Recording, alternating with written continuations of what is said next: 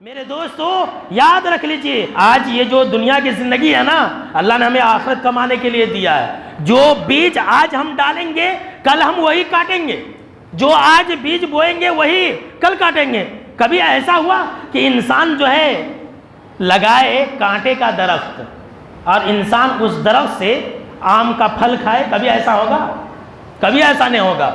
अगर इंसान आम का झाड़ लगाएगा तो आम ही खाएगा, कांटेदार अगर झाड़ लगाएगा तो कांटा ही पाएगा। तो आखिरत भी बस ऐसी ही है, जो आज हम बोएंगे कल काटेंगे। और अल्लाह ने कुरान मजीद के अंदर यही बयान फरमाया है कि वअलैसा लिल इंसानी इल्ला मा सआ व अन्ना सअयहु सौफा युरा। इंसान कल क़यामत के दिन जो कोशिश की होगी उसको देख लेगा। आज जो हम कोशिश करेंगे ना, वो हम और आप अपने आंखों से देख लेंगे।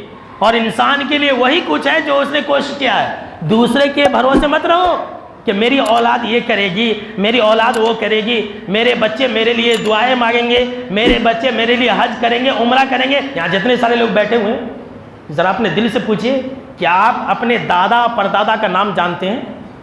क्या आप अपने दादा परदादा के लिए दुआ करते हैं? ज़रा अपने दिल से पूछिए। बताने की ज़रूरत नहीं, मुझे मालूम है कोई नहीं करता है। ज़्यादा से ज़्यादा अपने बाप को याद रखता है। हर इंसान अपने बाप के लिए दुआ करता है, जैसे वो इंसान मर जाता है ख़त्म।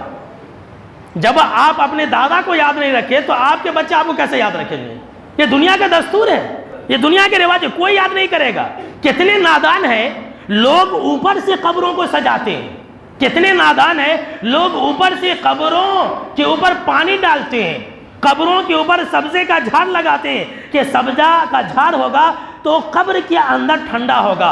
ऊपर से पानी डालते हैं ताकि कब्रों के अंदर ठंडक होगा, लेकिन कब्रों के अंदर क्या हो रहा है उसके लिए तैयारी नहीं करते हैं। कब्रों के अंदर अज़ाब होता है उसकी फिक्र नहीं है, कब्रों के अंदर अंधेरा है उसकी फिक्र नहीं है। कब्रों के ऊपर सजाते हैं, चिकना करते हैं, लाइटिंगें लगाते हैं, लड़ते भी हैं। कब्रिस्तान की कमेटी वालों से लड़ते हैं कि हमारे रिश्तेदारों का कब्र जहाँ पर है वहाँ पर लाइटिंग नहीं है। ऊपर से उजाले के लिए इतनी फिक्र है आपको, लेकिन जो अंदर अंधेरा है उसके लिए आपको फिक्र नहीं है। मेरे दोस्तों, आखिर कब तक हम इस तरह से ख्वाब गफलत में सोते रहेंगे?